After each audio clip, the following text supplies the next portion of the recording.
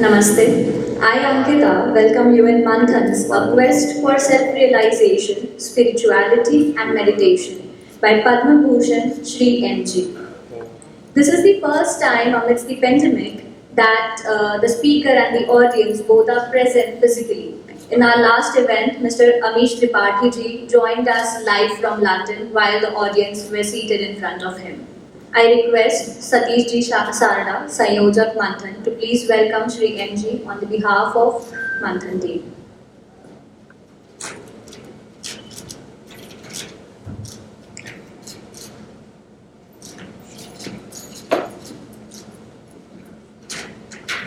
Thank you, sir. For those who are not new to Nagpur, Manthan is not unknown from them. Manthan has been taking continuously the events that are for the benefit of the youth, which are of the topics of national interest since almost 2 years. Manthan is like churning of thoughts, just like the Samudra Manthan. And to give a perspective to the people of Nagpur, Manthan brings in various events every month. And while we were operating virtually till now, today is the first time that we are now physically present amongst you following all the COVID precautionary measures. Introducing Shri M, एक म्हण आहे मराठीत, सूर्याला दिवा दाखवण्यासारखा आहे. But still I'll try, and even though you all know who Shri M is, who is present between us, I'll take just a few minutes to introduce him.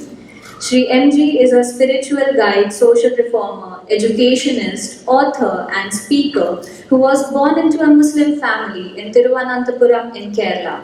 In 2011, he wrote his memoir, Apprenticed to Himalayan Master, a yogi's autobiography. A sequel, The Journey Continues, was published in 2017. The best part about today's event is that all his books are available right outside the hall. As a keynote speaker, Shri M.G. has been invited to many institutions like World Health Organization, United Nations Office in Switzerland, World Bank in the USA, and Indian Institute of Science, Bangalore, along with various lectures that he delivers across the world. Among many awards and honors he has received for his contribution to society, Shri M was conferred with Padma Bhushan in January 2020. Without taking much of your time, I request Shri M.G. to please interact with Manthan. And just like every time's format, we will be taking question-answer sessions in the end of the session. So please keep your questions ready while our volunteers will come to you with the mics. Thank you so much. Please.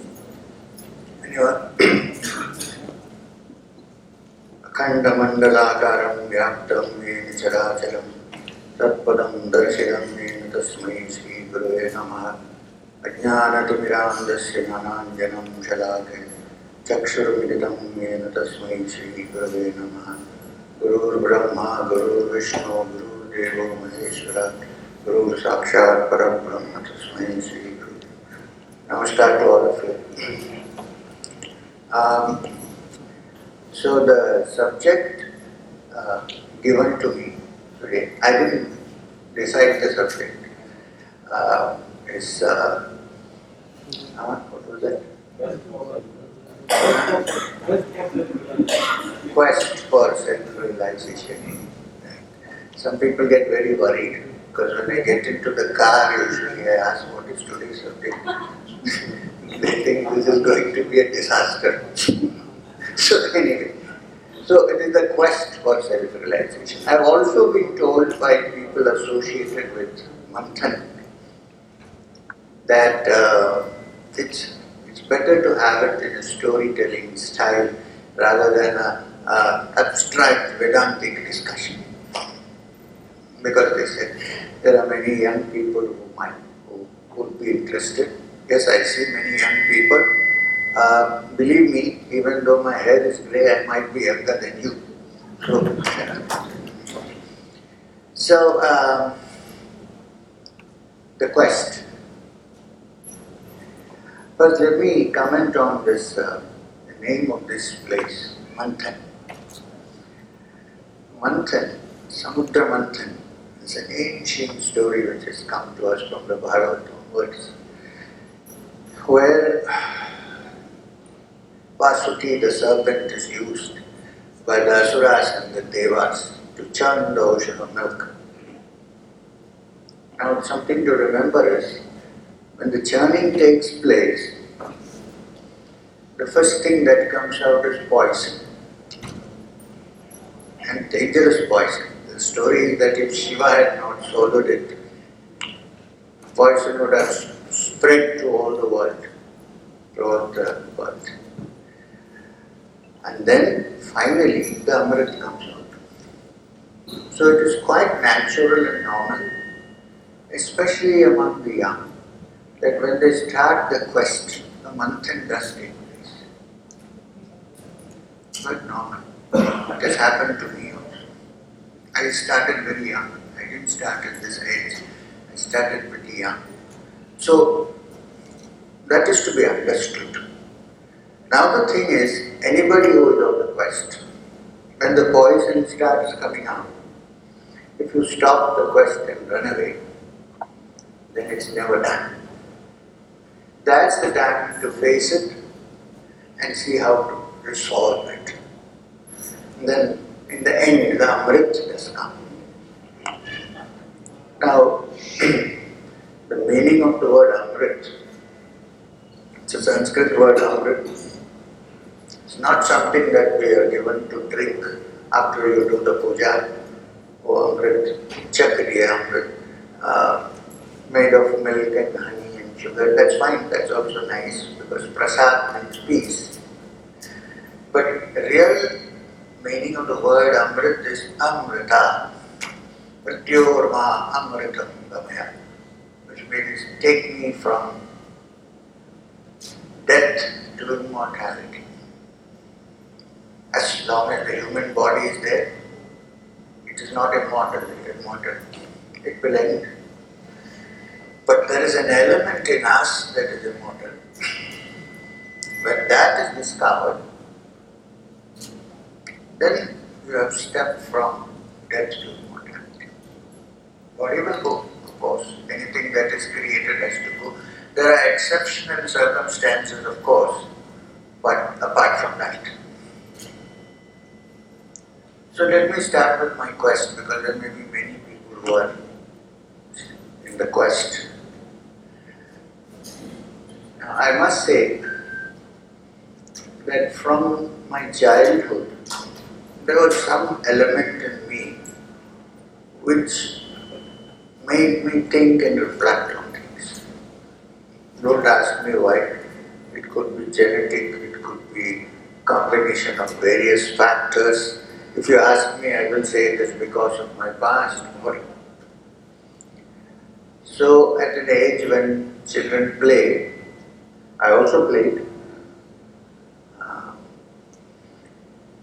I would take some time off to sit and look up at the sky.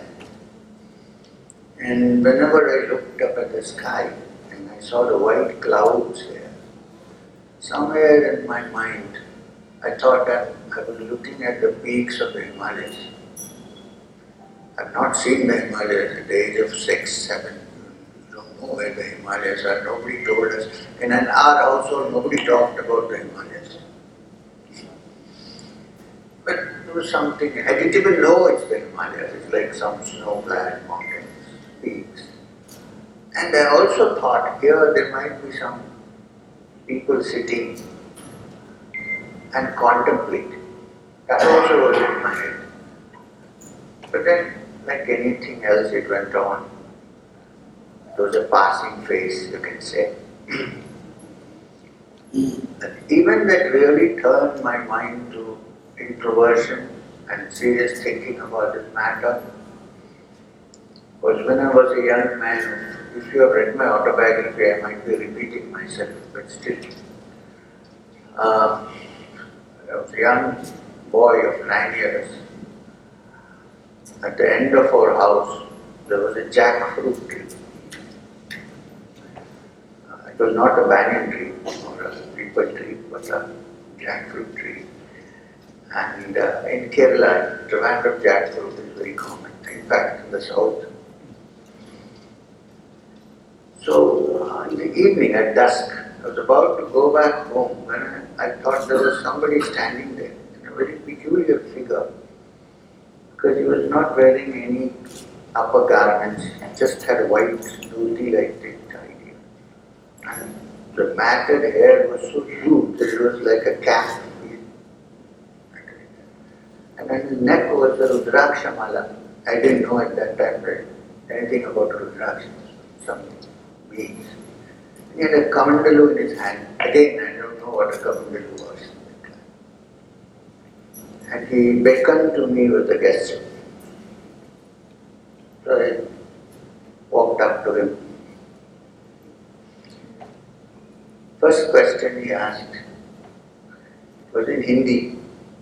We talk Urdu at home, so Hindi was not a problem, even though we are born and brought up in Kerala. He asked me, कुछ याद आया? He asked me. I said, I didn't know क्या याद आया. I don't know what he was asking about. So I said, नहीं. ठीक है. इस समय होने पर सब ठीक हो जाएगा. Put his hand on my head. Now that putting the hand on the head was perhaps the turning point. People come to me and say, Babaji put his hand on your head. It was a turning point, so please put your hand on my head. I may not be that. Anyway, so that was the turning point when I became a little serious and introvert. Believe me, I was not superstitious. Even today I am a very skeptical person. Unless I see something, later on I understood there is a need of pramana. That was Vedantic, but anyway. Proof to understand something, or to accept it. But I was neither accepting nor rejecting. This is the other negative side of non-acceptance, rejection. Anyway, so after that, same night, before I had never attempted any meditation of any kind because nobody taught me. When I used to sleep, around midnight, I used to be awoken from my sleep. Awakened means not somebody awakened me, but I just woke up. And lying down in bed, because we all used to sleep, it's like a joint family, lots of people. To sit up and do something would be considered either strange or insane. So I used to just lie down and feel some very pleasant feeling in my navi area, something nice going on. In fact, when I discussed this with one of my relatives, he said that I need to see a psychiatrist. Anyway, so are there psychiatrists here? It would be interesting. Oh my God. Where Jiddu Krishnamurti, J. Krishnamurti had a joke. He used to say, two psychiatrists met each other, shook each other's hands. One said to the other, "You look fine, how am I?"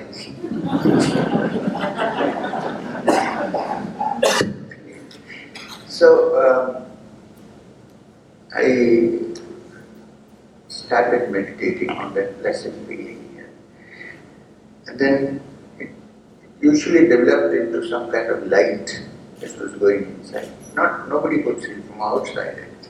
And it spread to the body, and it was so blissful that for hours till I woke up, I used to be happily absorbed in it. And in fact, I never felt tired, but because it was more relaxing than even sleep. Later on I learned, when I progressed further with Babaji's instructions, that Kriya is more relaxing than Sushupti. Anyway, so there I was doing these practices. It was during this period that, as if by accident, I started meeting holy men and yogis. Some of them were like mad people, like Avdutas, in that area. And and around. Invariably got blessings. Even though some of the blessings were like tight slaps. So that was my progress at that time. Now, please, young people who are going to school and college, don't imitate me.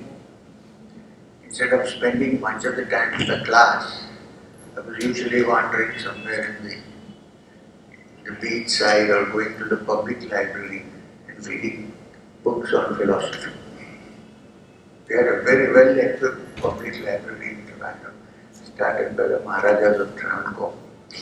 So there, to spend a lot of time reading various books. Interestingly, many books would come to me for some reason. I used to read them. Then I reached the age of 19. I had just given my exams in college. I suddenly felt one day, the feeling was growing in me, that I am in an unsuitable place. I need to get out of this. I felt that I was in a cage and people don't imitate. I felt I was in a cage. It was a good cage, of course, golden cage. But a cage is a cage, iron, gold, it doesn't matter. So I felt I was a bird in a cage and I had to fly out. I wanted to cut off and stay on my own. So one day I just literally ran away from home.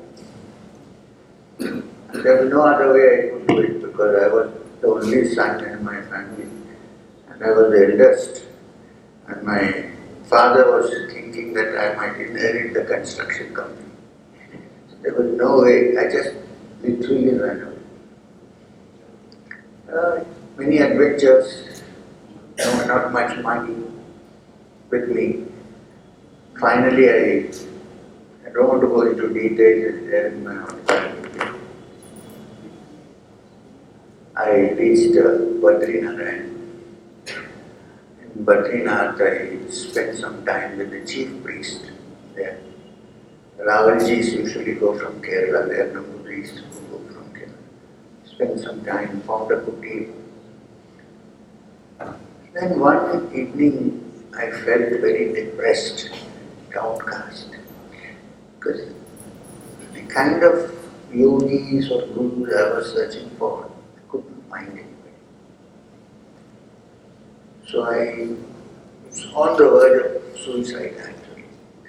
Because I burned my bridges, cannot go back. Here there is nobody to help me out. I saw some sadhus, some of them were smoking ganja. Some were heads of a matha. I was not very happy. So I walked up there is the last village in Badri called Mana, which is the last Indian village. And I had heard that beyond that there is Vasudhara Falls, there are some yogis out there. I had heard, so I walked. It became dark in the evening. I came back. I couldn't find anybody. I saw one or two little caves, but nobody there. And I said to myself, maybe in this birth it is not going to work, perhaps. If I end my life, then maybe next time I might come under better suitable circumstances. Actually, perhaps some relatives were right, they should have sent me to a psychiatrist. Anyway. So I looked at the Alkananda, there it flows with such great strength.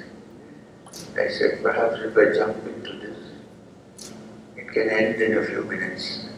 Then nothing else can happen. Then I saw that there was some kind of a light in the Vyas Gufa. When I went this way, there was nothing. So there was some fire built outside. So if there is a fire, there must be somebody there.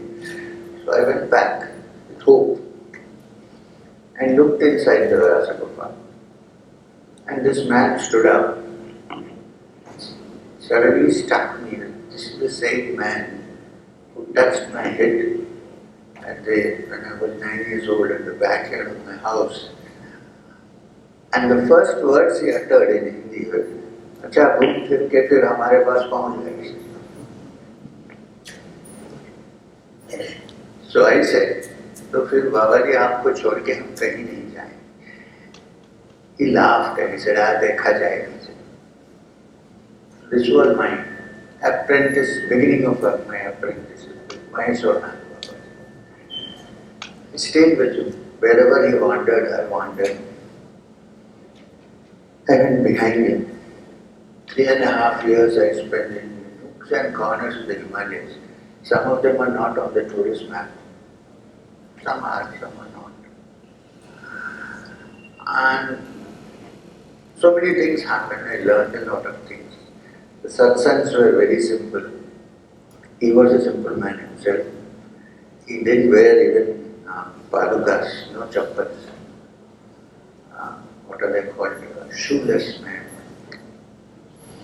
And he wore just a white cloth. I've seen him in the Ganguti glacier wearing nothing on the upper part of his body.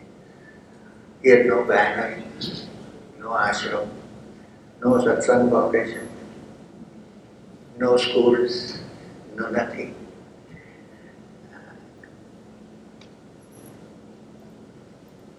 So I became his disciple. I became a practice. Babaji didn't have any collar mic. So, anyway. I lived with him. Satsangs were usually on the banks of the Ganga. We sat down and discussed various things. Nobody was there, two of us.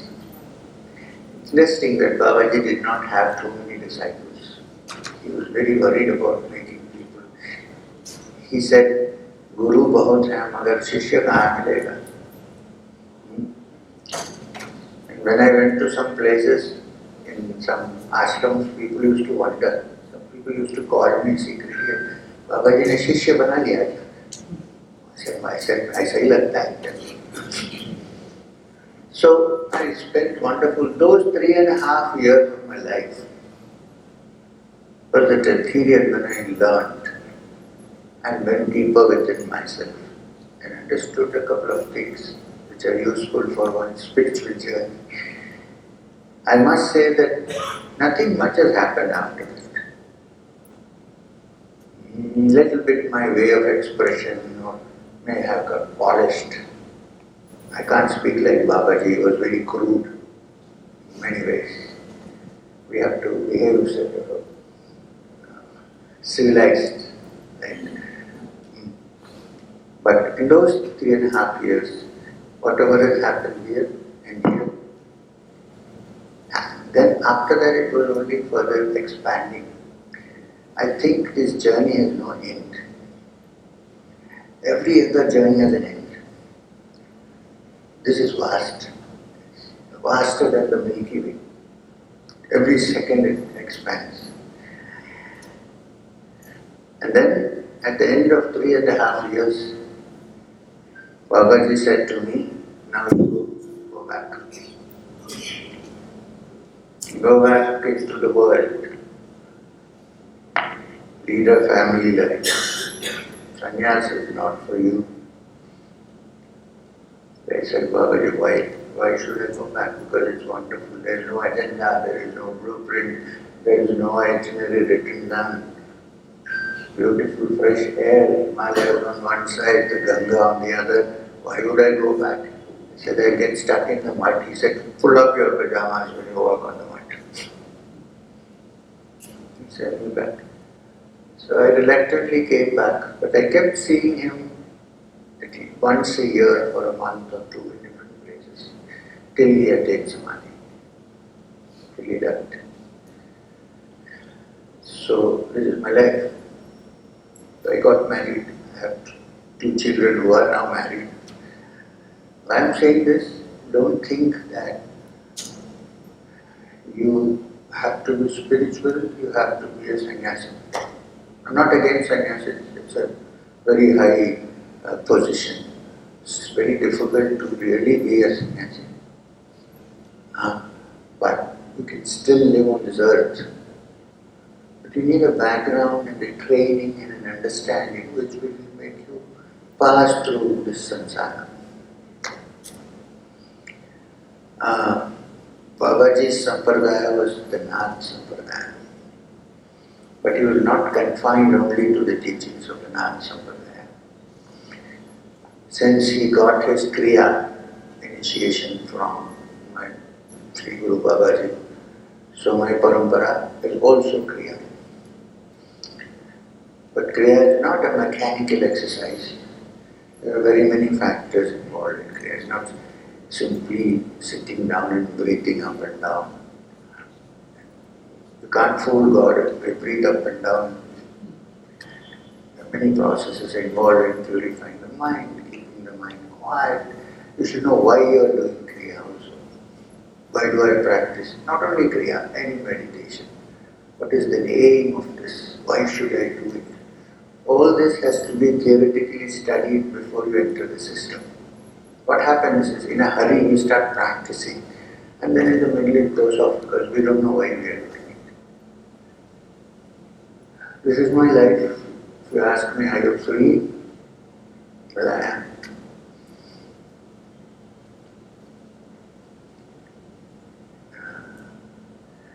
And is spiritual life a disaster? No. Spiritual life is the most blissful life that you can lead. Why do you think some people give up everything? Believe me, they are not giving up anything.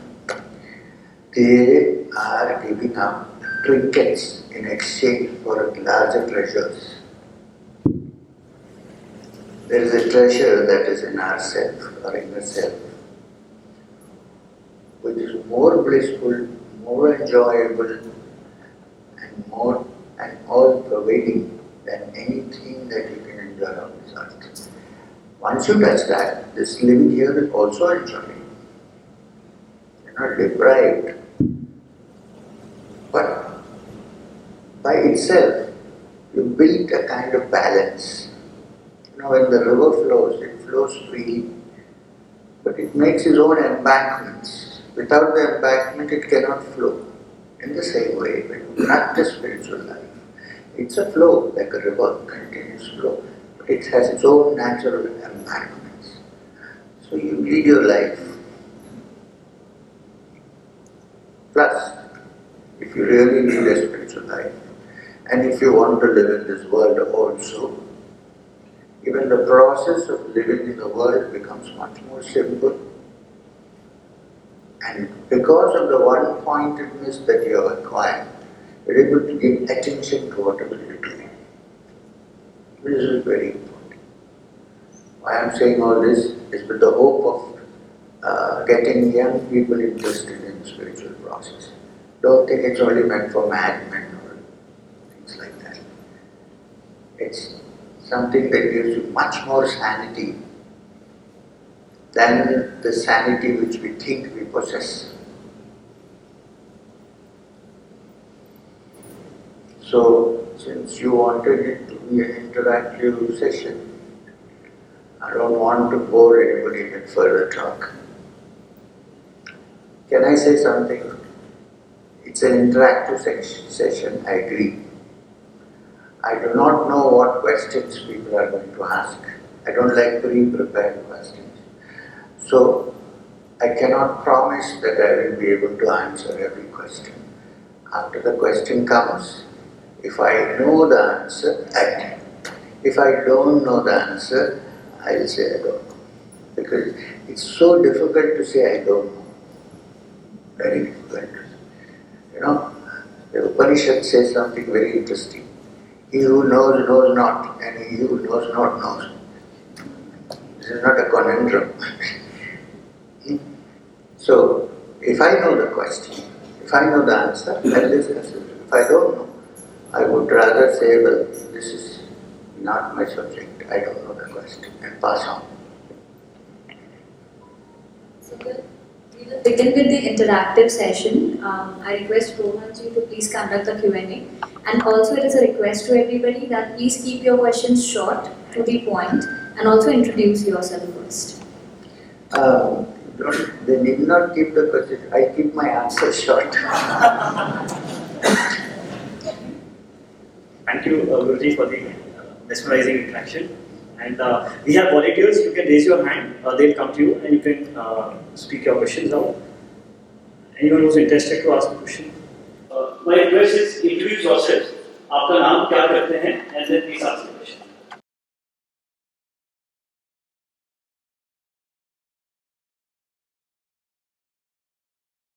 My name is Prakash Fore. I want to ask one question that I have taken Shakti paath dhiksha. Is there any need of Kriya Yoga dhiksha? Fully satisfied with your dhiksha, which you call Shakti paath. Yeah. If you're fully satisfied, if you think you're moving on this spiritual path, and if you're comfortable with that, there is no need to take any Kriya. Okay. Really. So I say this to many people. The people think that to take Kriya is some kind of a magic switch, you switch on and then no. And there are lots of great saints who have not done Kriya. Okay. Please remember, what Kriya did Mirabai do? On the other hand, in the Jnana Marga, what Kriya did Ramana Maharshi do? Nothing. So it's not like that. It is my parampara. And those who are interested in Kriya, I teach them Kriya. Are they same? Are they same Shakti paath dhiksha and Kriya Yoga dhiksha? Say that again.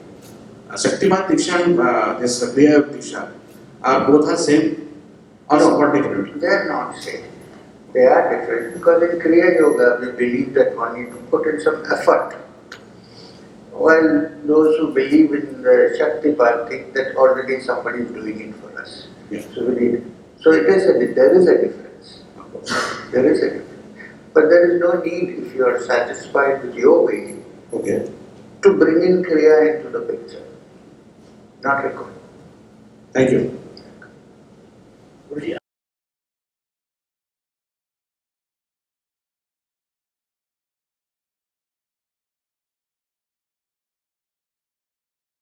I have one curated question. I speak on the behalf of the young people over here. When it's applicable to the elders also. Do all young people wear blue? Coincidence. Well, this is applicable to the elders also. It's a very general question. Is in daily life, we as young people are nervous about things. We have our own fears. We are nervous about things. Yeah. We have our own fears, maybe of the future, of the present, and we have anxiety. So, what solution does spirituality has for us, and how can we, just start finding solutions for it? First thing about real spiritual understanding is that at least theoretically, before you even start practicing it, you have to understand that in every human being there is a spark of the divine. This is the fundamental structure of spiritual. Every human being has an amsha of the Supreme.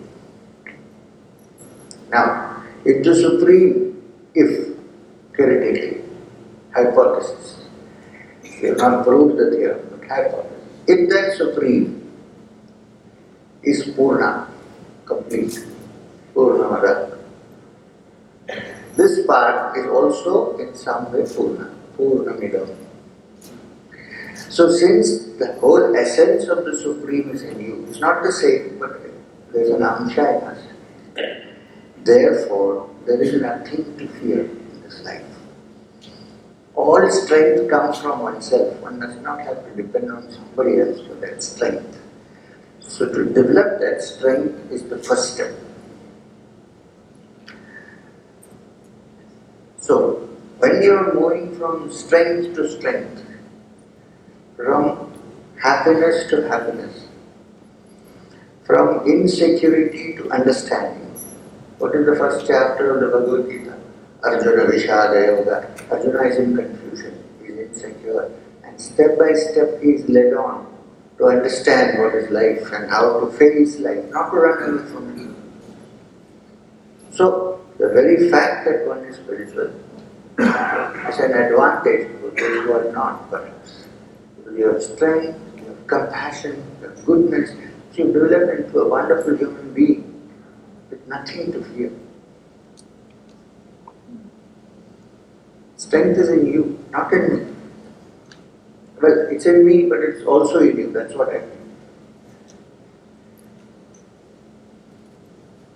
Actually, given the starting point for us. Starting point. You see, everything has a starting. Arambha. Then the prapti. We take the next question.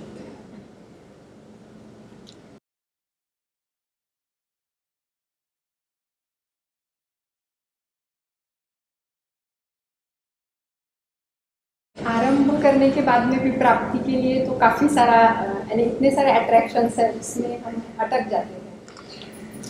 हाँ, अटक तो जाते हैं। यानी इस भौतिक दुनिया में काफ़ी डिक्लाइन होते हैं, ऊपर चढ़ते हैं, डिक्लाइन होते हैं। In any journey, there is always an up and there is always a down. But we have to persist because this is a different kind of journey. Okay, most people flow with the stream. Now one person among them stands up and says, I am going to flow against the stream. That's not so easy. But one who is determined to do it will certainly do it. So it requires a little bit of training, practice. Main thing is don't give up on this journey. It's a big journey, don't give up so easily.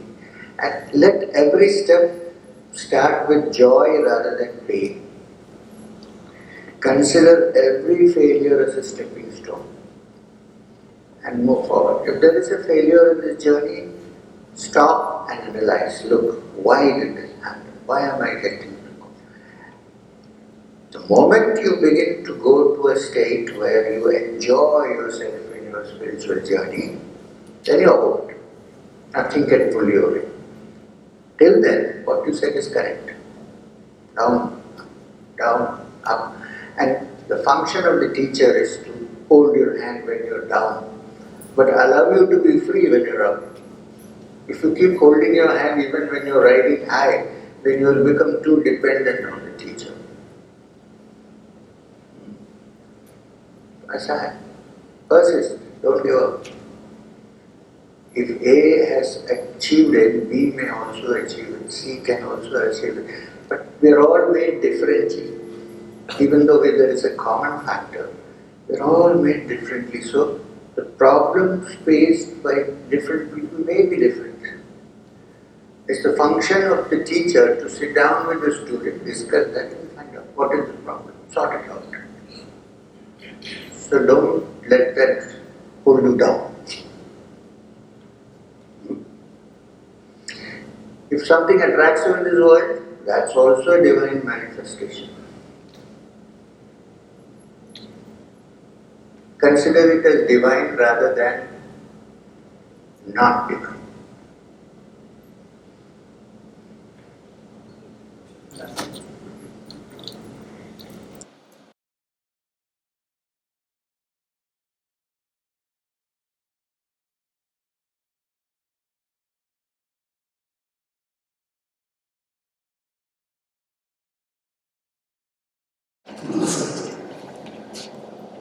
Since the morning that we met, I had a Manthan going on. I jotted down a question. So fact number one is that we all have propensity to happiness, joy. The second fact is we have happiness as choice. As choice. We have happiness, we make a choice. Yeah. Happiness is choice in all the situations. In all the situations, we have choice. Now, the question is, when in dire straits, when you are in doldrums, when you are in bleak situation, these facts do not come to the fore. They do not come to our mind. What is the way out? How do we gain that happiness back? The problem is that we are trying to gain that happiness back. That happiness is gone. you need to seek a new happiness. Even in meditation, one day we may have a beautiful state, and next day you miss it. You're trying hard to get that state back, by which you are successfully stopping the new state from coming into being. Please look at it. You may not have thought about this. I go out in the night to the terrace, and then I look up and I see the full moon suddenly. Great joy. Wonderful to see the beautiful moon out there. I'm enjoying it. I'm enjoying it only till I begin to compare that moon with the moon I saw in 2001. You get what I'm trying to say? It's a little subtle, but so then I say, oh, this moon is very bad. In 2001 I saw a crescent moon or some other moon, which was what has happened? The beauty of this moon is gone because I'm caught up in that memory of that moon. And in the spiritual experience, every experience is a new experience. So if you can live it free, this may be different from what I had then. You will see that there is a series of experiences which are like rosaries on a thread, beads on a thread. So, while man's propensity is always towards happiness, very often when one gets very happy with one situation, one likes to hold on to that situation. You should let go. If you let go, you will see that joy comes again in different form. You know, I hope this is what the Upanishad says when it says, Tena jaktena vanjita, let go and rejoice. I'll give you one more example. How we destroy ourselves, our minds. Because of this thing called memory, well, it's required memory if I should know where to get down and go, that's different. If I say I lost my memory, where am I sitting? I'm then good case for a psychological treatment. But what I'm saying is different. Suppose you haven't done it, I'm just saying, but example, that you 20 years ago, you gave me a tight slap, let's say. You didn't do that. You're a good man. You gave me a tight slap. Now, when did that happen? 20 years ago. It was painful. Now, what happened 20 years ago happened, gone. Right? It's not there now. But has it really gone from my mind? No. Especially if it was painful, it's there, inside. There is this tape playing inside me. He slapped me. That was painful. It need not be a physical slap. It could be a word also. He called me an idiot in the front of so many people. I don't mind, I'm just saying. That remains in the head, eating into your psyche. You cannot let go of it. I mean, you can, but we won't generally. We also like to have the martyr spirit. Oh, he did that, I'm a martyr. This is a terrible thing, actually. So, if we can say that the slap happened then, and it is no longer here now, it's over. Young people remember, if somebody broke your heart in a love affair, just damn it, forget it, it's over. Let it go. Because it actually doesn't exist except in my memory. So can we, when we get up in the morning every day, think that this is a new day? Wipe it out, throw away everything out of the window and go to sleep. Get up in the morning, it's a fresh day. use the same rule for meditation and experience. Today I sit down, it's not my old meditation of yesterday. Today is my today's meditation. It's a new thing. See, this is what happens. When we start meditating first, it's nice. After some days it becomes boring, I don't want to, because then we are trying to bring back the happiness which we got on day one. That is different from today. So allow the mind to be free. Don't carry any images with you. This is the meaning of let go and rejoice. Doesn't mean that I have to let go of my house and my car and, God forbid, my wife, and then enjoy. I hope she is not listening to this talk. It means let it go from the mind. I hope food for thought. Next question from this side.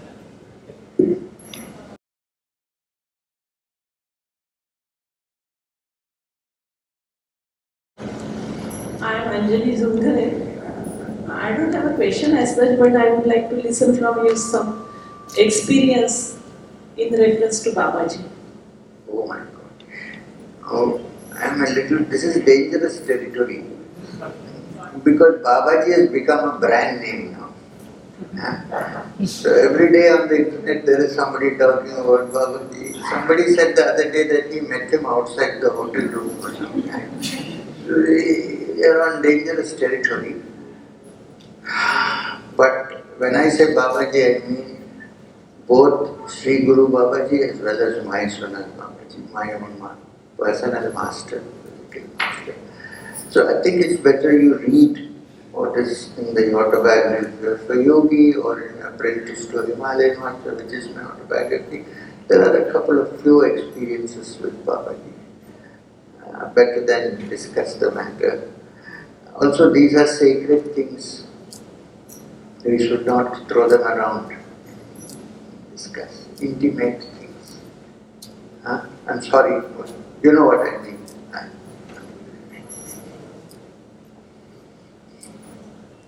Hello sir. Namaskar.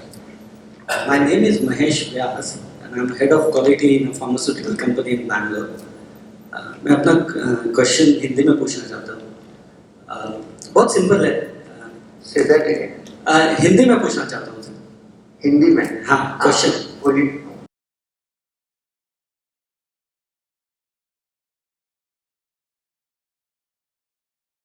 Sir, जो जिंदगी के जो महत्वपूर्ण या important फैसले हैं वो दिल से लेने चाहिए या दिमाग से? तो आप मुझे ही कंफ्यूजन में डाल दीजिए. अगर दोनों मिलकर होगा तो सबसे अच्छा है. दिमाग और क्या बोला? दिल. मगर मैं कहूँगा कि जो भी चीज आप दिल्लगी से नहीं कर सकते हैं तो फिर जितना भी भेजा काम करेगा कोई फायदा नहीं. दिल्लगी की जरूरत है तो इसका मतलब है दिल बड़ा इम्पोर्टेंट चीज है. दिल का मतलब हार्ट नहीं है जो इंस्ट्रूमेंट ब्लड को पंप करता, वो नहीं है. Core of my being. तो आप देखेंगे तो जो भी योगी हैं एक्चुअली बड़े दिलदार होते हैं. क्योंकि इमोशन बड़ी इम्पोर्टेंट चीज है. हर चीज भेजे से नहीं होता है.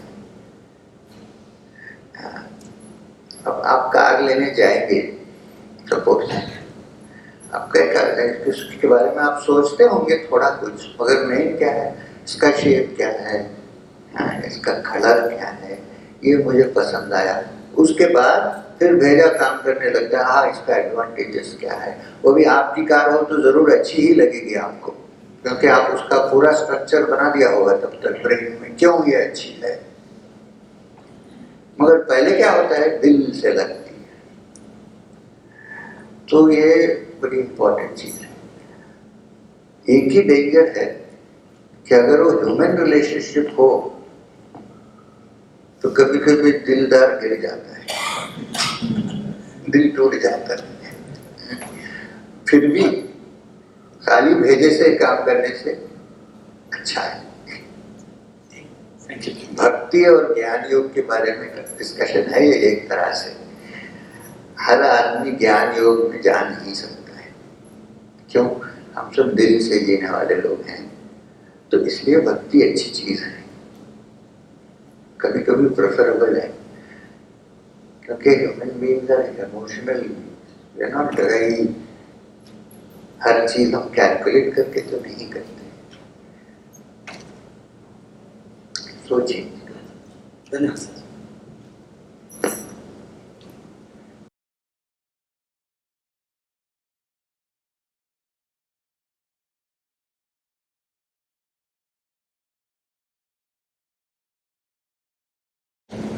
Namaskar, Shriyan. Myself Bhairavi Joshi. I have heard in one of your video about when you used to travel, you experience a jet lag, and at that time jet lag, yes. So you do some kriya or pineal gland activation. Can you please elaborate on?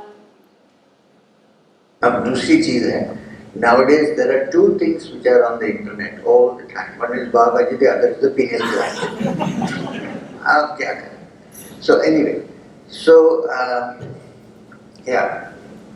let me explain the logic behind what you asked me. There is a pineal gland, of course, everybody has. It's a small little gland which is in the middle of the head, at the back, just below the pituitary. Some years back, 80 years back, people thought that it was a vestige organ, meaning like the appendix. It has no use, it's just there by accident. Then they discovered that it's a very important gland. Why? Because it controls the sleep cycle. When it becomes dark, the pineal gland injects a little bit of substance called melatonin into the bloodstream. When melatonin enters the bloodstream, you feel sleep. This is sleep. So it has a rhythm. In the dark, you sleep. In light, you wake up. Medical science calls it the circadian rhythm. Waking and sleep. Now what happens when you're traveling? Jet lag happens, which means suddenly day becomes night, the time zones are different, the night becomes day, so the pineal gland gets confused. So you have jet lag, you can't sleep when you come back for a few days. What would the doctor suggest?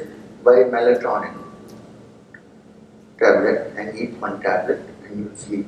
But according to me, it's not a good idea. It's like drugging the system.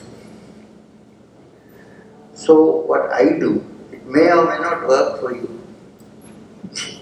What I do, where did you get that video? So what I do, it's not so important. Incidentally, I told somebody, I lie down on the bed. If you have high blood pressure, don't do it. And hang my head down from the bed, so that there is enough circulation of blood in this area. And then I close my eyes and take a few soft, deep breaths, only for 1 minute, half a minute. And then put my head back to normal on the pillow.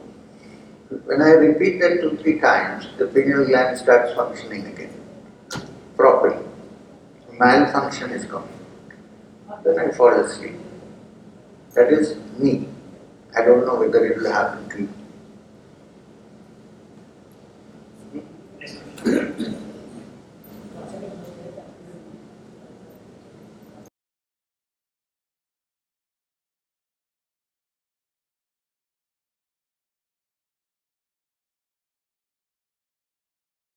Good evening, sir. I'm Arya, and my question to you is, do you think practicality and spirituality can go hand in hand?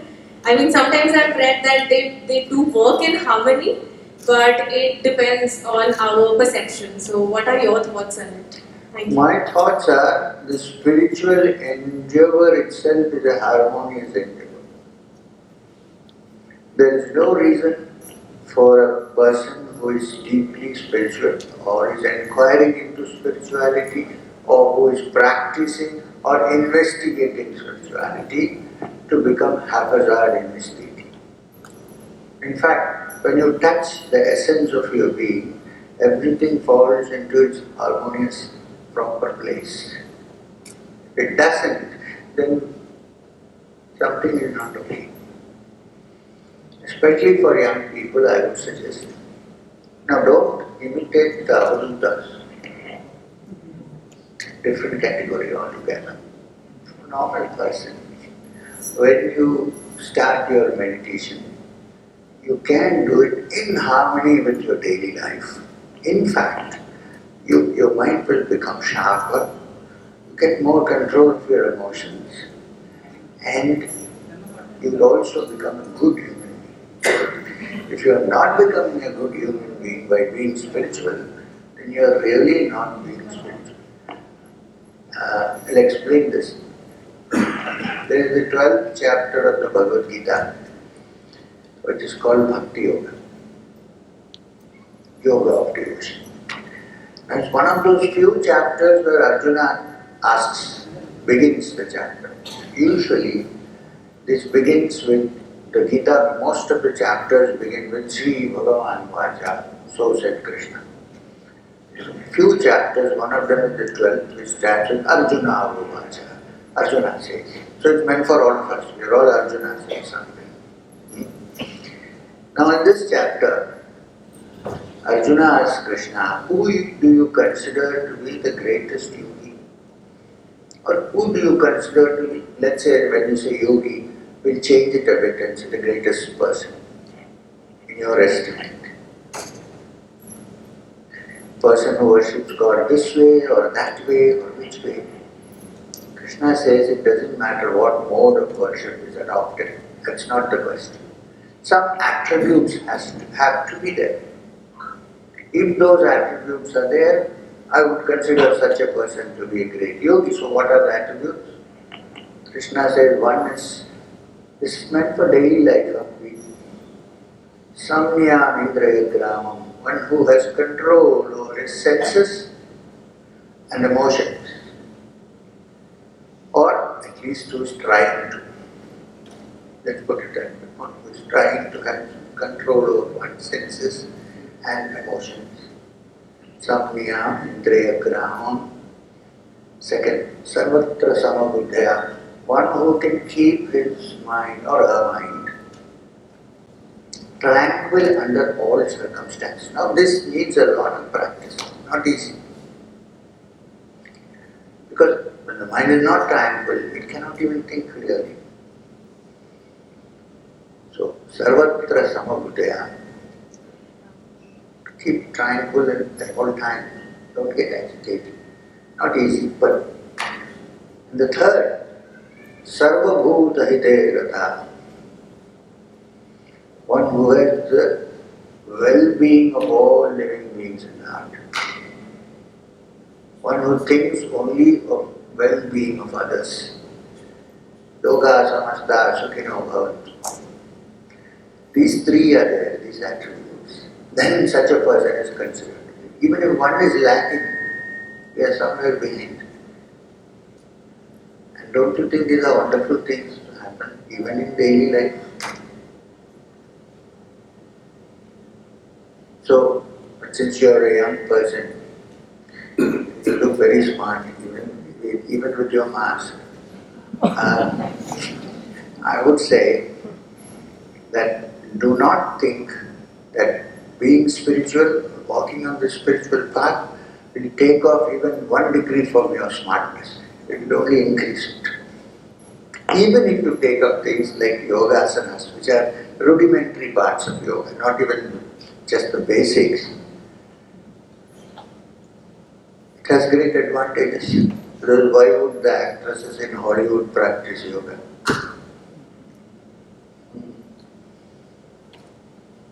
So, put for thought, think about what I say.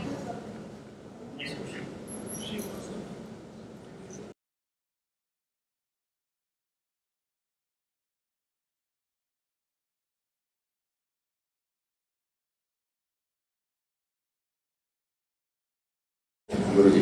महापुरुषों की कहानियां सुनी है, उसमें सुना है कि अधिकतर उन्होंने अपने जिंदगी का कोई समय, कुछ वर्ष कहीं ना कहीं अपने घर बार की छोड़ के कहीं हिमालय में, या जैसे आपने भी बोला कि 3.5 साल आप भी वहाँ गए, तो वो जो स्पिरिचुअलिटी, मेडिटेशन या दैट स्पार्क ऑफ डिवाइन, उसकी खोज में वो निकल जाते हैं।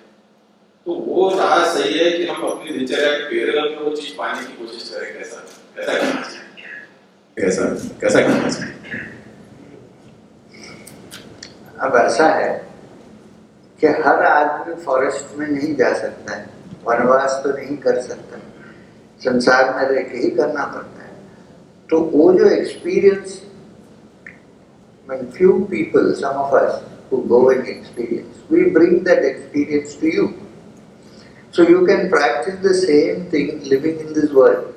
But having said that, keep some part of your life only for contemplation. 1-2 दिन के लिए कहीं चले जाइए, छोड़ के जंगल मत जाइए, कोई बात नहीं, वहाँ तो सर्वाइव भी नहीं कर सकते। अब जैसा कि बीसी एग्जीक्यूटिव जाते हैं 4 दिन कहीं रिसोर्ट में रहते हैं, वहाँ क्या होता है? रिसोर्ट में डेली लाइफ से कट ऑफ हो जाते हैं, मगर वहाँ क्या होता है? लैपटॉप तो बंद नहीं होता है, सेल फोन बंद नहीं होता है, और फिर शाम को स्पिरिचुअल बॉटल में स्पिरिट आती है।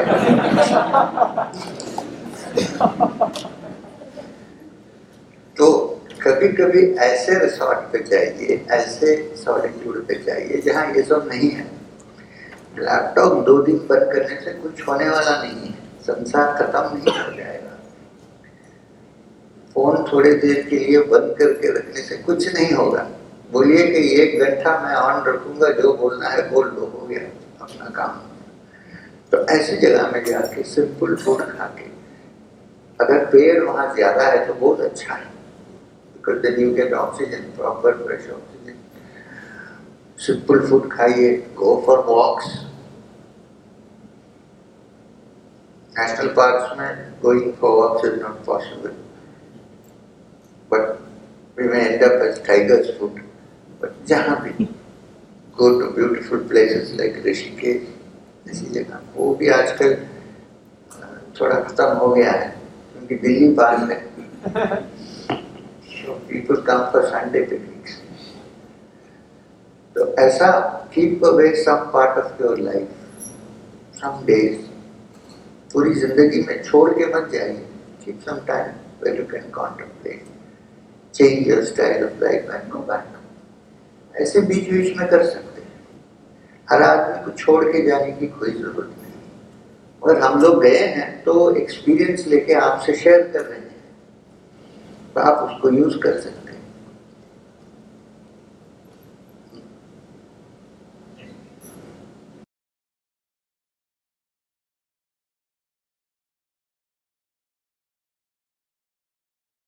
How do you find the teacher who will guide you in your spiritual path?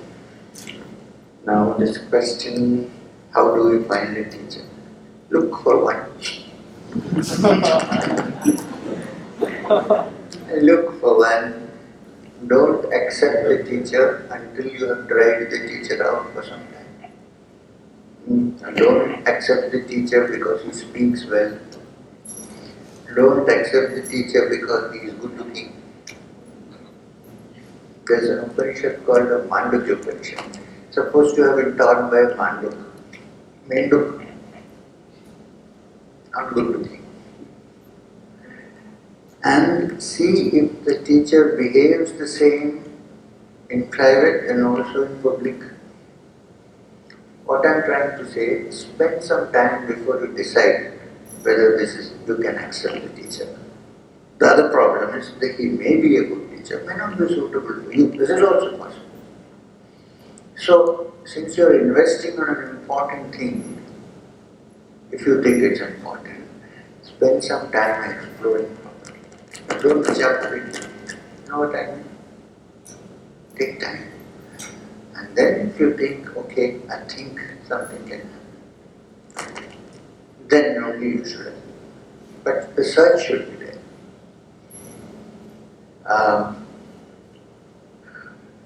A teacher is not in the business of gathering disciples. So watch out if the teacher wants to help you or wants your checkbook also. So after thinking about these matters and meeting teachers, decide, okay, now this might. Somebody may be a great spiritual person, but he may not be so good for you. This is also possible.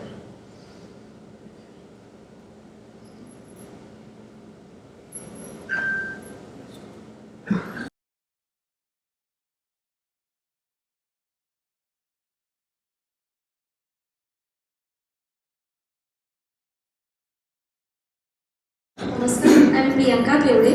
I am an engineer working with Tata. आपने अभी कहा था कि मतलब कुछ हो जाए, किसी ने कुछ बुरा कहा है तो लेट इट गो, पर मतलब वो आसान नहीं होता. अगर किसी ने कुछ बुरा कह दिया कभी, शायद फिर अपने वो रिश्तेदारी क्यों ना हो, पर वो भूलना इतना आसान नहीं होता. तो फिर क्या कर सकते हैं मतलब उसके लिए? आसान नहीं होता है, मगर आप चाहते हैं कि छोड़ना है कि नहीं? हाँ, तो चाहत बड़ी स्ट्रांग हो जाएगी तब वो टूट जाएगा. अब वो उतनी स्ट्रांग नहीं हुई है, वो एक चीज है. दूसरा, अंग्रेजी में बोलो. Yes, yes. So when I was with Babaji, I had a problem like yours, similar. Babaji ने कहा कि just let go of all influences and meditate. सब influence ठीक था, मगर there was one person in my life, early in my life, who troubled me very much. My spiritual life, my ordinary life, both the India. I could get rid of all bad thoughts, but this man thought I could not get rid of. जब भी मैं meditation में बैठ के सब clear करके बैठता था, उसकी शक्ल सामने. अरुंधति गुफा में बैठा हूँ हिमालय में, ऋषिकेश में, मन को साफ किया तो इसकी शक्ल सामने, आँख बंद है. बाबा जी ने हाँ मारा ऐसा बोला, तो किसके सोच रहे हो? मैंने कहा वो ऐसा है. अच्छा, हर रोज ऐसा होता है क्या? मैंने कहा हर रोज नहीं होता है, बीच बीच में होता है. अच्छा, तो बाबा जी ने कहा मुझे कि हर रोज होना चाहिए. मैंने कहा हर रोज होगा तो मैं ध्यान कैसे करूँगा? बोला मैं इसीलिए आपको कह रहा हूँ, तुम ऐसा करो, ध्यान पे हर रोज बैठने के समय वो अगर आ भी नहीं गया तुम्हारे सामने, मन से उसको संकल्प करो. और फिर क्या? कहता तो फिर ध्यान नहीं होगा. बोले अच्छा, मन से संकल्प करो और ये भी संकल्प करो कि तुम्हारे हाथ में बहुत सारे फूल हैं, एक एक फूल उसके पैर पे डालो और बोलो तुम भी भगवान हो, ये रूप में मेरे सामने आए हैं, कुछ कारण होगा. ऐसा सोच के फूल डालो उसके पैर पे और प्रणाम करो और बोले ये भगवान ये शेप में आ जाया है, पता नहीं क्या नाम है. ऐसे तुम डेली करो. नहीं आया तब भी बुला लो उसको. 4 दिन किया, 5वें दिन वो आता ही नहीं.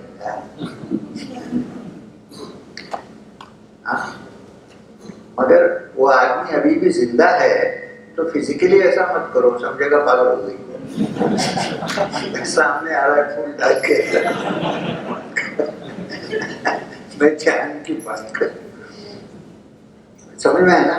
Food for thought, think about it. You may be having a different solution to that, and I am just providing you an opening.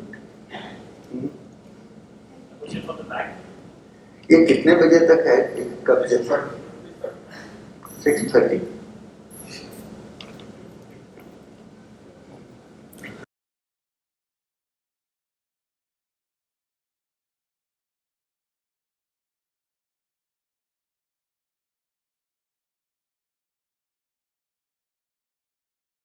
जैसे आपने कहा ध्यान मेडिटेशन की बात की, तो मुझे लगता है सिर्फ meditation, correct me if I am wrong sir, तो मुझे पूछना है आपको मेडिटेशन के बारे में. या सर जैसे आपने कहा मेडिटेशन जो होता है तो जरूरी है सर कि गुफा में जाके आंख बंद करके ऐसे बैठना, या सर जैसे मुझे डांस करना बहुत पसंद है मैं कीर्तन में डांस करता हूँ, भजन में डांस करता हूँ, तो मुझे उसमें जॉय फील होता है, I feel that I am connected to God. तो क्या वो भी मेडिटेशन है? बिल्कुल 100%, उसमें कोई डाउट नहीं। आपको अगर आंख बंद करके बैठने से ध्यान नहीं लगता है और कुछ शांत नहीं होता है, अगर आपको कीर्तन भजन करते समय बड़ा आनंद होता है और मन एकदम वन पॉइंटेड हो जाता है, तो वो करो, वो मेडिटेशन है आपका। ऐसा नहीं कि सब लोग के लिए ऐसा बैठ के पद्मासन में करें, ऐसा नहीं। Thank you sir.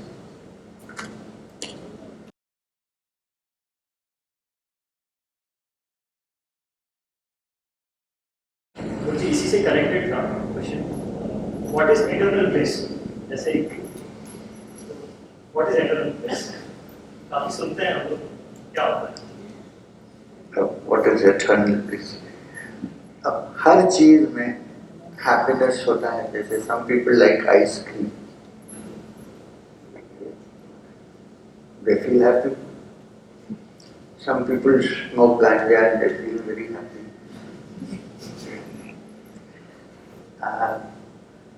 ऐसे अलग अलग लोगों को अलग अलग चीज से हैप्पीनेस होता है और उसको ब्लिस नहीं कर सकते, वो ब्लिस नहीं है। क्यों? हैप्पीनेस है जो टेम्पररी है, आता है जाता है। इटर्नल ब्लिस का मतलब है कि वो हैप्पीनेस जो हमारे अंदर एक बार हो जाए तो कभी नहीं जाता है, इटर्नल। और इसलिए वो कभी नहीं जाता, इसलिए बोरिंग भी नहीं होता है। लोग पूछते हैं कि इटर्नल ब्लिस से बोर हो जाऊंगा क्या? नहीं होगा, वो इटर्नल ब्लिस नहीं है। इटर्नल ब्लिस जो है हर दिन फ्रेश नया निकलता है,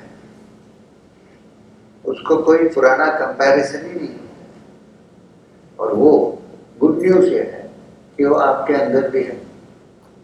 ऐसा नहीं कि खाली मेरे अंदर है, हर आदमी के अंदर। उसको प्रकट कैसा करें, यही साधना। अब उन्होंने कहा कि मुझे मेडिटेशन से सुख नहीं मिलता है भजन के, वो ब्लिस उनको अभी प्रकट हो रहा है थ्रू भजन के। जब वो परमानेंट अपने लाइफ का ही एक्सपीरियंस हो जाएगा,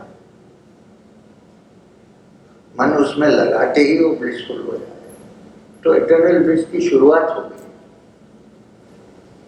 और इटर्नल ब्लिस अगर वो आप वो वर्ड यूज किए तो मैं इसलिए कह रहा हूँ, if it is eternal bliss, it's nothing to do with your body, something to do with your inner being, and that inner being is also eternal. When the body dies, it does not die.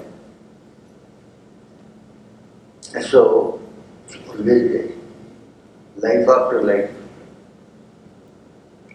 you get tuned in to it.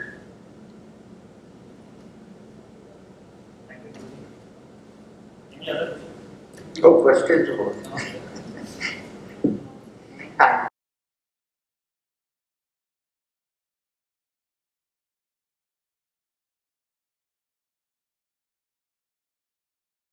Sir, परमेश्वर की प्राप्ति यानी क्या है और meditation उसमें किस रूप से मदद हो सकता है? परमेश्वर की प्राप्ति का मतलब है कि हम भगवान को समझ जाएं क्या है। पूरा तो समझ नहीं सकते, जितना हो सके उतना, और भगवान की दर्शन हो जाए। दर्शन के लिए तो रूप से भी हो सकता है, निराकार से भी हो सकता है, दोनों। जैसे आपका बैकग्राउंड, जैसे आपकी चिंता, ऐसे प्रकट होते हैं। ऐसा नहीं कि ये है या वो है। ये है परमेश्वर की प्राप्ति, डेफिनेशन। और उसके लिए मेडिटेशन की जरूरत है। मेडिटेशन का मतलब क्या है? ध्यान। ध्यान कहाँ से होता है? धारणा से होता है। धारणा का मतलब है कि कोई एक चीज पे मन को लगा रखें और वो स्थित हो जाए वहीं पर, विदाउट एनी डिस्ट्रैक्शन। ये धारणा है। धारणा जब कंटिन्यू होती है वो ध्यान बन जाता है। अगर आप परमात्मा को रूप से सोचते हो तो उस रूप पे ध्यान दीजिए, जब तक कि विदाउट एनी डिफिकल्टी कोई भी समय पर आपको वो रूप का संकल्प हो सकता है। और धीरे धीरे संकल्प जाकर रियलिटी ही बन जाता है।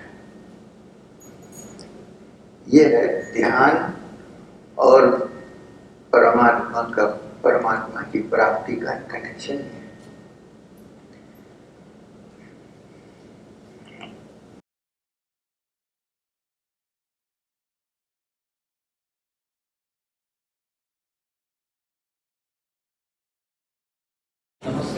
I am extremely fortunate that I met you at Bangalore airport and we were in the same flight yesterday, day before yesterday. Can you take your mask? I am beginning to suspect. I was with my wife and daughter. So I feel extremely fortunate to have your first darshan there at Bangalore airport. My simple question is, when you are on a spiritual path, so what are those signs that really make you feel that you are on the right path? The three qualities which I mentioned to a question which came from this young lady there, the three qualities which I said. One is you get more and more control over your emotions and your senses. I'm not talking about the ultimate, the journey. Second, that you are able to maintain your tranquility in the midst of all circumstances. And third, that you develop compassion for all living beings. If these three qualities begin to grow in you, not all at once, but even gradually, then you can be sure that you're walking on the right path. This is not the ultimate. The ultimate sense, you get absorbed in your inner being and see the inner being reflected in all. And that inner being is a blissful inner being. But the signs on the way are: one, control over your senses, tranquility at all times, as much as possible, and compassion for other living beings. These are the watchwords. These are the things we should check to see. If through meditation my heart is hardening and becoming like stone, I'm not moving anywhere. Swami Vivekananda, one of the great spiritual giants, when he was an unknown monk walking to India, somewhere in, I think in Maharashtra only, he heard the news that one of his closest friends had died.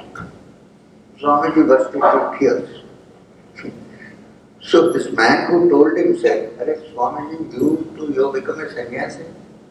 You've given up everything. Why are you crying when I said your closest friend died?"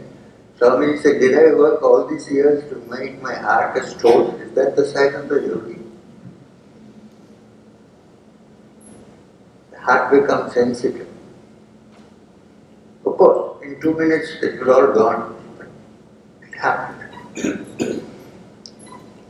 So these are the signs to watch out.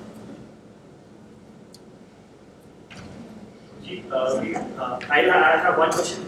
We have a parallel Zoom session that we are broadcasting. Where? It's online. Oh. We couldn't accommodate everyone over here. So we have a question from the Zoom session. But we should ask questions to people over here. We'll ask people to them also. But we have only 10 minutes. We'll take two questions, one from Zoom session. As you like. Yeah. So You are the guru.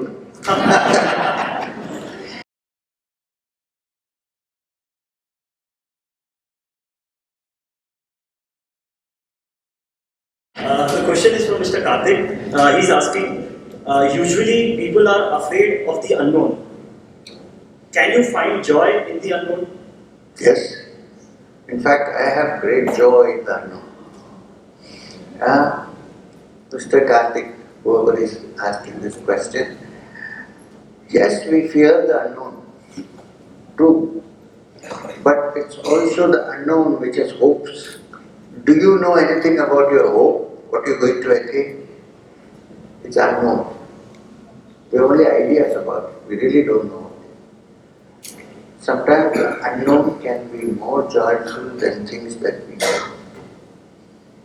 But the things that we know can disappear at any time. The unknown is there, it can't. And from the point of view of those who have walked on the spiritual path, that which is unknown is only unknown because it cannot be accessed through our indriyas, through our five senses. It can be accessed through a pure heart. So therefore, there is nothing to fear of that unknown which I am talking about. Not the unknown in the darkness outside. I am not talking about that. You say unknown, here we are talking about that which cannot be touched by the sense organs, which sometimes cannot even be defined by the mind as we know it. We need to have a special mind to define that. Then it no longer is unknown, it has become the known. Get what I am trying to say? I hope. See, something is unknown only as long as it remains unknown. When you know it, it is no longer unknown. Get what I am trying to say?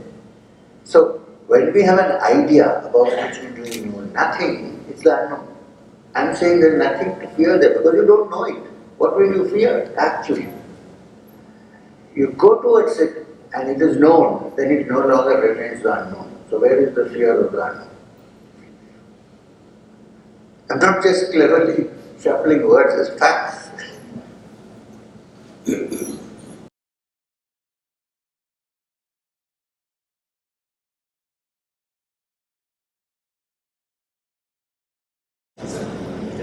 My name is Satyendra. My question is one question and one sub question. Maybe choice is yours to answer or not. How to dissolve I?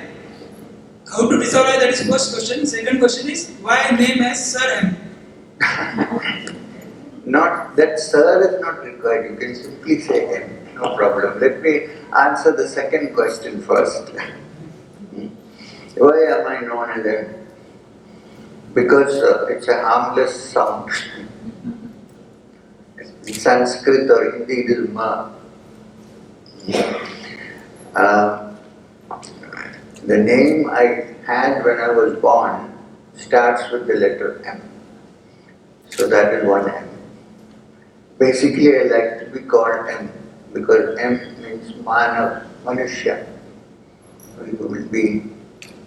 The third reason, and this is why I love M, not this M, it's because Babaji, my Guru, when he initiated me into the Nath Sampradaya, he gave me the name Madhukar Nath. Very sweetly he used to call me Madhu. So this Madhukar Nath is M. But then some people added Shri to it because that Mr. didn't sound quite nice. There was somebody from a royal family who used to call me Mr. M for a long time. So her own niece told her, Auntie, don't say Mr. M, it sounds like James Bond's boss. So they changed it to Shri. But I have only one Shri, there are no many Shris here. Only one. So that is how it became Shri. One question. The second question is a very serious question. The first question. How to dissolve the I, no? Yeah. If that is done, there is no need for any other yoga. Actually, the I is the root of all our problems. However, without this I, you cannot live, you cannot exist, you cannot talk, you can do nothing. So therefore, the idea should not be to get rid of the I, but to purify the I. Purify it, which means make it less self-centered. Make it more capable of giving internal attention.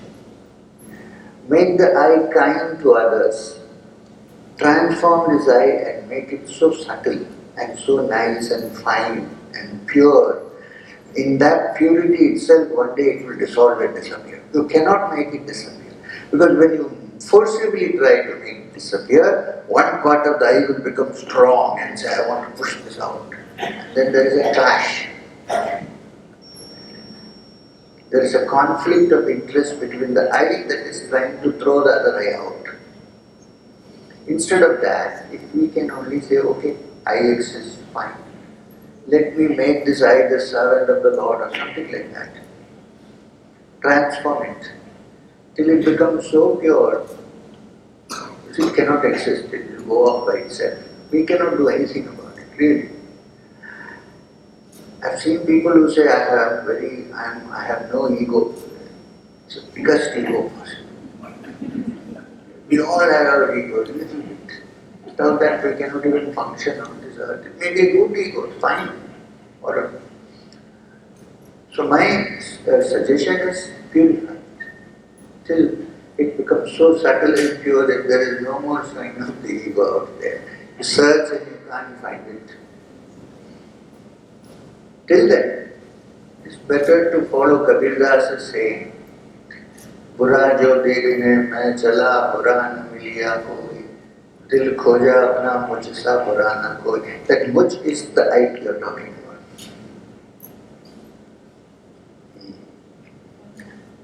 Can this be the last question? Yeah, we'll take this is the last question, then we'll conclude. Thank you very much.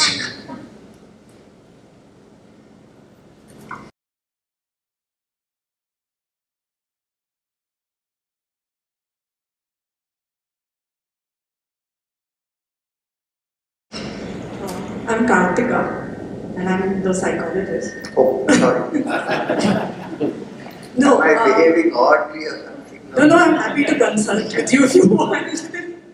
No, I've been listening to all our conversation and the questions, and like you said, we are a bunch of emotions. Human beings are emotional. Why are we giving happiness such a high premium? In the sense, we never say that I want to be sad. We are always saying I want to be happy. So I'm just trying to understand that because I deal with people every day. People want to be happy because nobody enjoys the sadness. Sadness is always accompanied by pain, by loss, by despair, by depression. Or joys, people don't have depression. Unless it's a mood swing, that's a different matter altogether. When there is a proper, stable mind which enjoys, not anything outside but itself, inside itself, in that tranquility itself there's a joy. When this happens, then there is no desire for joy because it is already there. Some of the pain, you're right, some of the suffering and pain is because one desires for joy, but it's not coming. So there's a gap. When I figure out that I am myself in essence joy, in Kerala where I come from, some Christians have such names, joy perhaps. So when I find this joy, then that's a different thing from what we are talking about. I know people come to psychologists, psychiatrists, say I want to enjoy but I cannot. But they want to enjoy. Why? Because they want to get rid of the sorrow and the pain that they experience. So, you are a psychiatrist, you should know. We should sympathize with them and try to live their life in our minds to know what is the root of this problem. There must be some root there somewhere. If you found the root, you burn the pain.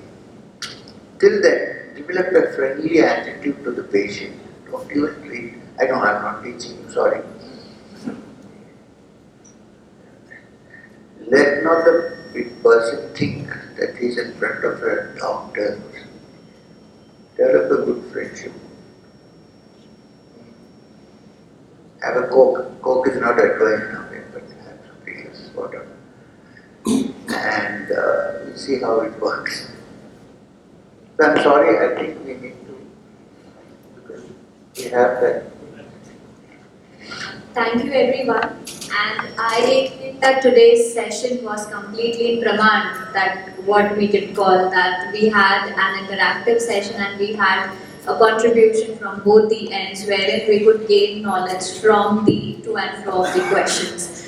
I am very grateful to Sri MG for blessing this stage, blessing Manthan's stage with his presence and conducting such a wonderful interactive session for the people of Nagpur.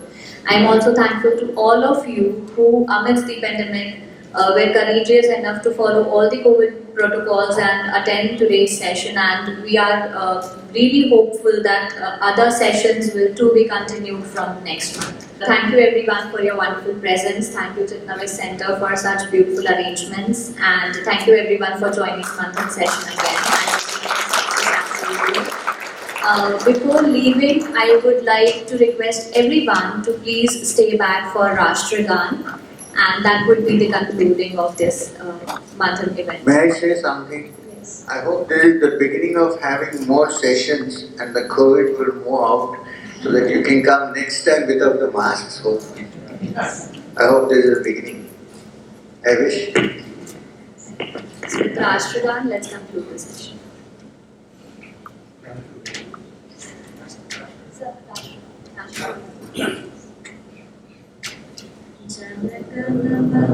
Adinayak Jaya Bharata Bhagya Vidhata Punjab Sindh Gujarat Maratha Dravida Uttara Banga Vindhya Himachala Yamuna Ganga Uchchara Jagaditaranga तव शुभ नामे जागे तव शुभ आशीष मागे गाहे तव जय गाथा जनगण मंगलदायक जय हे भारत भाग्य विधाता जय हे जय हे जय